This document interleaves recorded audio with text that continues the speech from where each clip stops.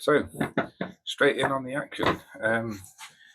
We're going to do a bit of planing, not aeroplaning, just normal wood planing, suitable for a wood working channel, I suppose.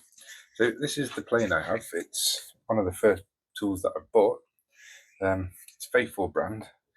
It's not the most expensive one, but it's also not the cheapest. I think I got this in a smaller detailing plane for about 20-30 quid or something like that. But again, as with most things, there's like a price point where you sort of lose out on how good the tool actually is, and you're just sort of paying for fit and finish. And that's cool. I'm a big believer in having nice things and nice tools. But for a starter plane and get me going, this has been it does the job. Again, it's all about, in this kind of tool, is how well you sharpen it. Same with the chisels as well. Like the most expensive chisel in the world is rubbish if you don't know how to sharpen it properly. Same goes for planes, really. So yeah, the plan today is to take some of the cup out of the wood. If you can see that very well, sort of dished a little bit like this. So we're going to just very light planing over the top and the sides, and we should be a bit flatter, and that sort of aids with the assembly. So let's have a get ready. Try and figure out how to get the best grain direction. Right, this is just on the limit of my vice as well. You see, just dink down, then I have to sort of knock it back in to get the grab on it. Okay, so here we go.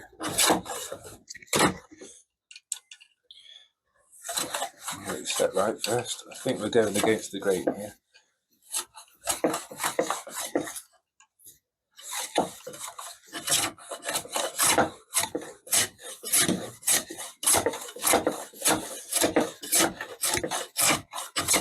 Let's try it the other way around. It's going to be a lot of sanding anyway.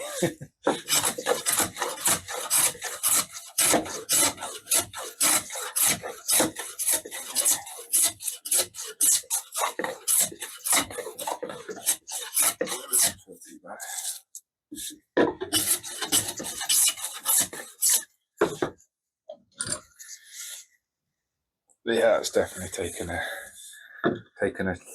the crest out of it. So this is this way now, so we're going to just aim at the sides. You can put a bit of a pencil squiggle on as well, so you see where you're taking off. Rather than not there, but it should be okay. No rush.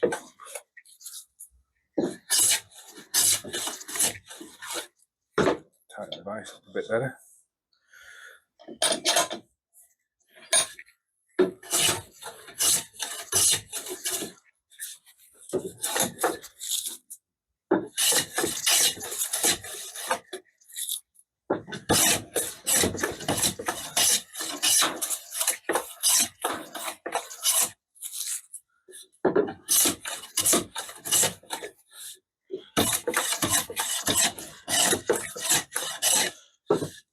Okay.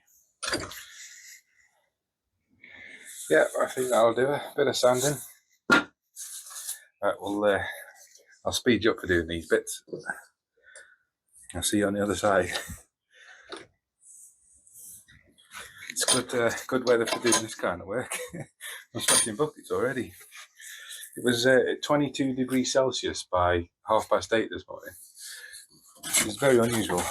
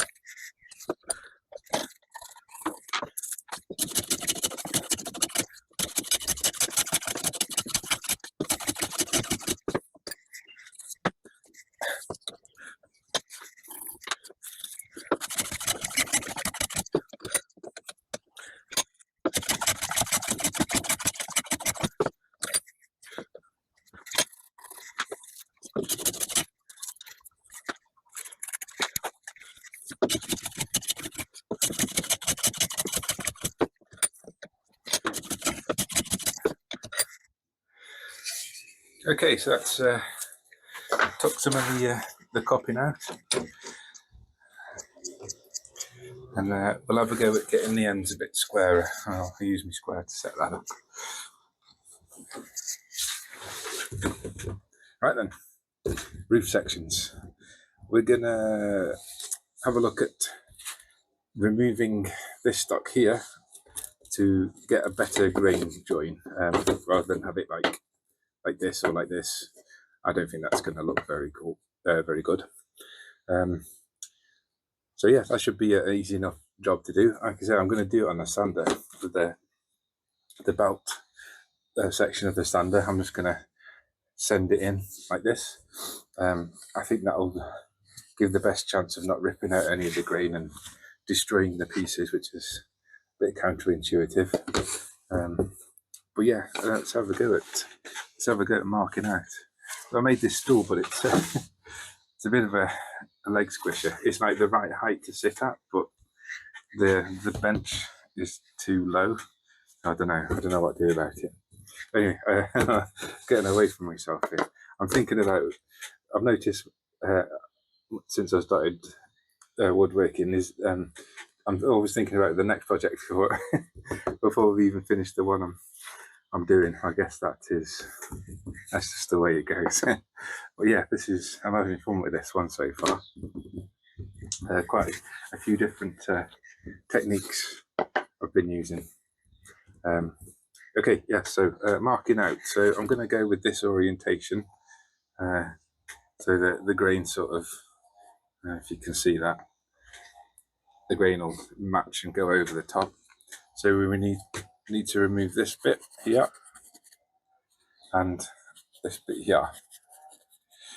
Yeah, and that'll be this bit. And around about this bit here. So if I describe a 45-degree line here and here, when the 2 points meet, the grain edges shall continue over. So I'm just going to use my trusty square for that. Let's see if we can get a good accurate position. So I've just off camera, I just sanded all the edges, get rid of all the little fuzzies, just make it a bit easier to mark out. That looks okay. And this way needs to be like this. So this way, a bit awkward. Can I do this differently? Like this. 45 again. Let's get it up to the edge. Be about there. Okay, and then I can join this line across here just to give me an idea of where to stop sanding. Sharper pencil. Okay. It's just a rough idea there. Instantly broke the tip of my pencil. Right. Good job I've got loads in supply. What I do, I've got 12 pencils, and when one breaks, I just put it to the side and then have a big sharpening session at the end of the day. Seems easier than sharpening it each time I break it. Okay, so this one needs to be like this. Try and line it up. There's a thunderstorm coming in today. I have planned a barbecue. I might get some barbecue footage, but we'll have to see how that goes. It's still absolutely sweltering as well. It's about 26 degrees. The sun's not even out. But yeah, I was planning on having a barbecue, but I might leave it till the evening. Might be a bit more tolerable. Apparently it's going to chuck it down with rain as well. Like proper tropical weather today. The same tomorrow, I think. Okay. So, if you can see that, we've got a clear idea of what material to remove now. Let's make sure I know which bit it is. Pretty obvious. Okay, so yeah, we'll go over to the sander and we'll do that. Oh, I was going to do this end as well. So that needs to be the same but opposing, so that when the roof's like this, this material here will be removed. So I'll speed you up on that one because it's literally the same thing.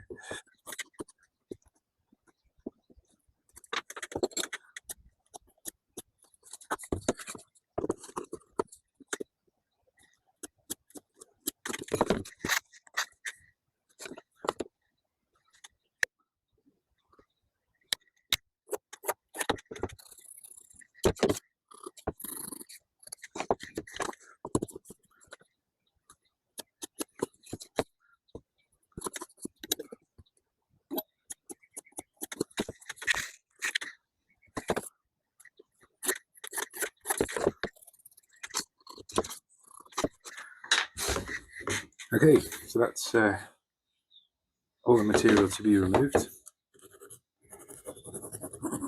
Shouldn't take too long to do that, I think. Oh, while I'm here, I'll show you the stain test. So I'm using, we got a Good Mate Ron Seal, natural oak colour. So yeah, that's what it's going to look like. So I've planed and sanded this face of the wood and just applied one coat. That's one coat. It says 3 coats, but I think that's for external use. I think 1 coat should be sufficient. It's quite a nice colour. It should last up over time. But yeah, anyway, I just thought I'd show you that, do a quick test. I think you can put more on, obviously it'll get a bit darker, but I think that'll do the job. I'm planning on building up a stain collection anyway, so I can I'll do that as I go. I won't buy it all in one go, but yeah, that's pretty cool. I've got this wood stain that I bought from Maker's Fair this year. That's like a really dark red. But that's pretty cool. That was a bit expensive. That was more like an oil that you put a pigment in. You know, different setup. But yeah, we'll do some sanding. Okay, set up for sanding. Got the Henry Hoover in place, sander in place. That's about the best angle I can get, I think. But you should be able to. Apologies if you can't quite see what I'm doing, but at least we'll have evidence that I actually did. I actually did it. I've got some new belts for this. I haven't used them yet. But the last one I had, the join in the belt was very, very pronounced. So every time it come round, it was knocking the workpiece away. That wasn't very good. That's least of all safe. There's a wasp again. Okay. Workshop defended from wasp invader. Okay, so yeah, I'm just taking these edges off. I like to take the little plastic thing off at the top just to get the height, and that should be okay. I've got the Hoover, so there won't be any dust fired at me. Right, let's give it a go. Henry engaged. Sander engaged.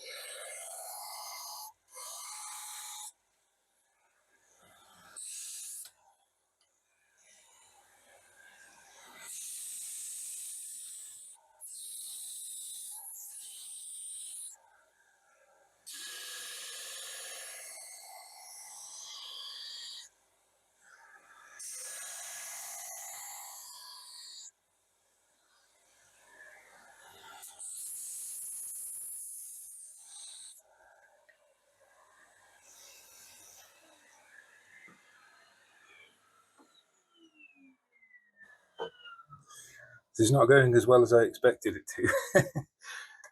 I've got an issue. See the problem here? The belt here isn't supported at the back. So as I'm trying to push against it, it's not getting a good cut. And I think it's a bit too wide for it as well. Okay, let's have a look. I'm going to see if I can just chop the meat off and try a different method. Choppers, yeah. Back to the drawing board. Okay, plan B. We're going to saw the majority off first, and then we'll have a go at. I might introduce this new tool to you that I've bought, see if that works. You just see him sitting in the background. We'll have a go at that, see if that helps, and then just a bit of hand sanding probably. Yeah, I think it's the right idea to use that bench sander, but if I had a wider belt on it with a more support at the back, that would probably do the job, or a bigger disc sander as well. But alas, it is not to be with this model. So yes, sawing. Nice little tip I found. I'll rub a bit of candle wax on your saw. It helps it cut a lot easier, or helps it prevent binding in the kerf. But, I don't think it'd be too much of an issue, but I've got loads of candles, so it's not going to hurt. Okay, a little bit of sawing. I never balk at the chance of is balk a word? Bulk. BAULK. I think that's the right word. I never balk at the chance of using my old sorry doodly do. Anyway, so I'm just staying away from the line, and I'll have a go at sanding to it.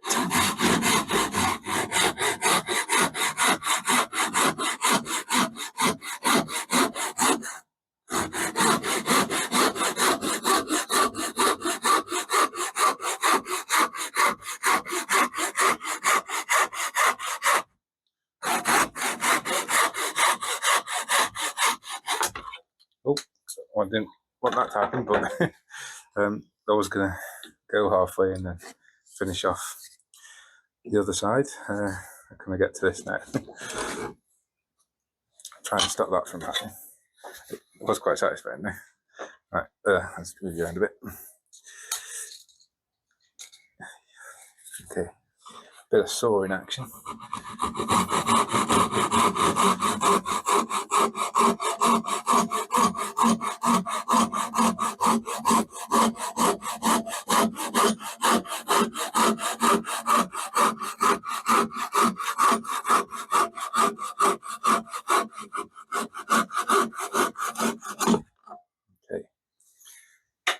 Okay, got a little collection of plant pot with little bits in for I was going on my log burner at winter.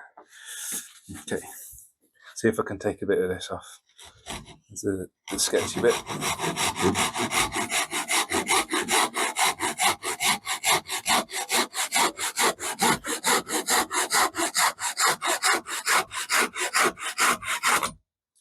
Okay, I think I'll leave that. It's not very supported very well. Should be right with this tool I'm going to use next anyway.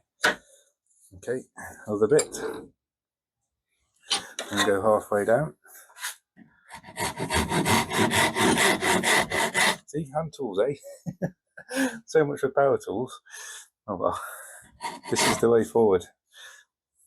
Or the way backwards, but then going forwards again after you've gone backwards.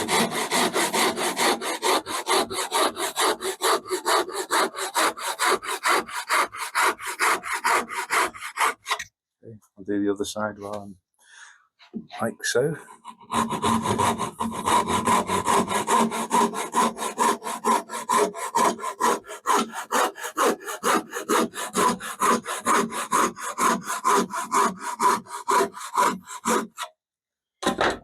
Just over halfway, that is. Let's see if we can get it from this side. Oh, it's thirsty work, this is.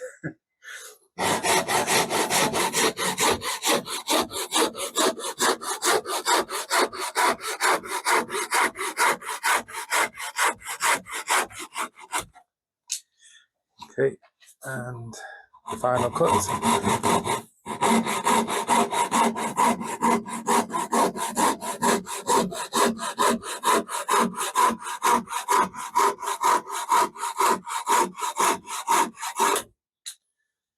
I split off before it got to the end. There we go. Okay, sawing complete. That was definitely a lot easier than fighting a too small belt sander. So we can have a go at just cleaning that up now. I'll introduce you to my new tool. Right, so then guys, this is the tool I mentioned. It's essentially a very fancy rasp.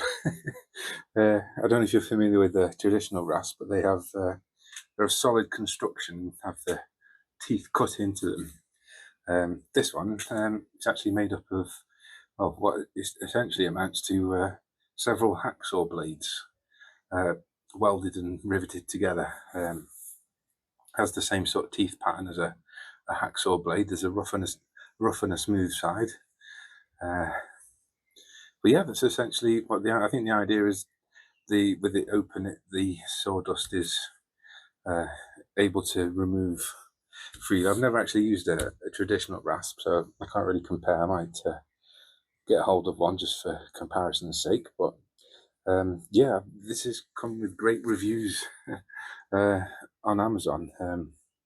It's very well made by a company called Shinto in Japan.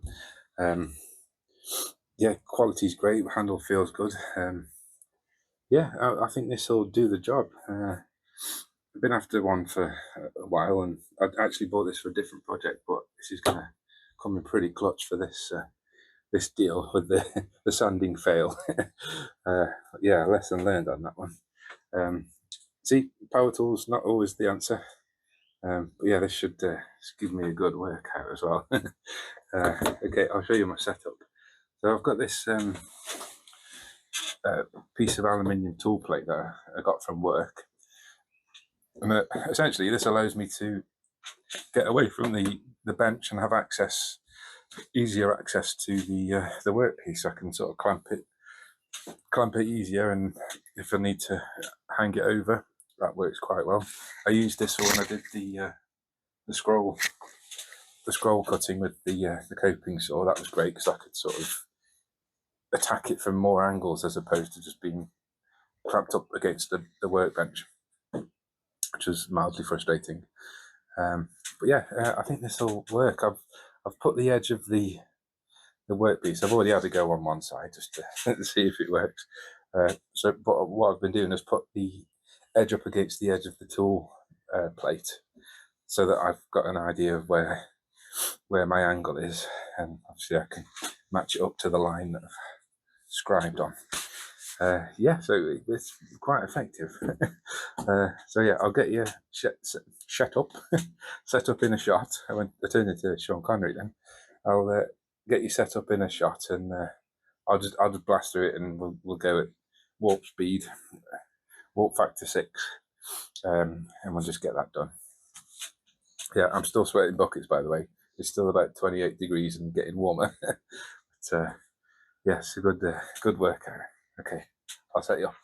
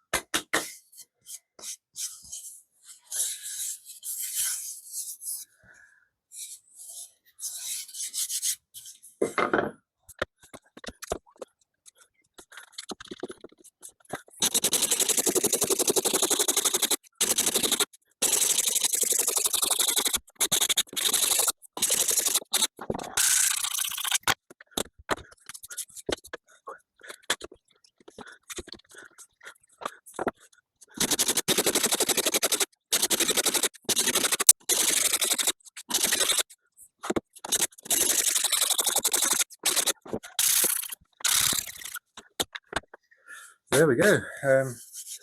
That's very effective. So that was about 4 minutes there. Obviously sped up for you lot, but look at that. That's done the job nicely. Bit of refining. We should be able to just put it in the vise and refine the edge and get a decent fit. Maybe use the plane. But yeah, I'm really happy with that purchase.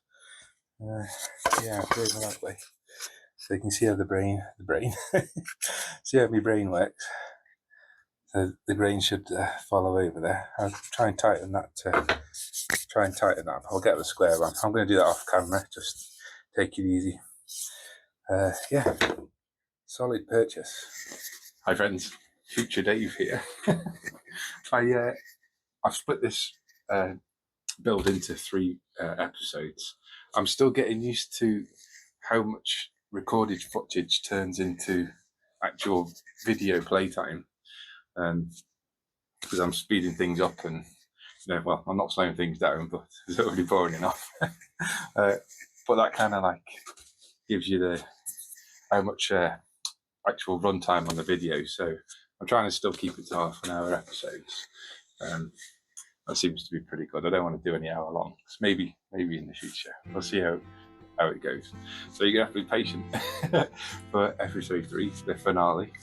I know what's gonna happen, but you're gonna have to wait for that one. Do apologise. Yes, 2 thumbs fresh, and I'll catch you in the next one for the finale.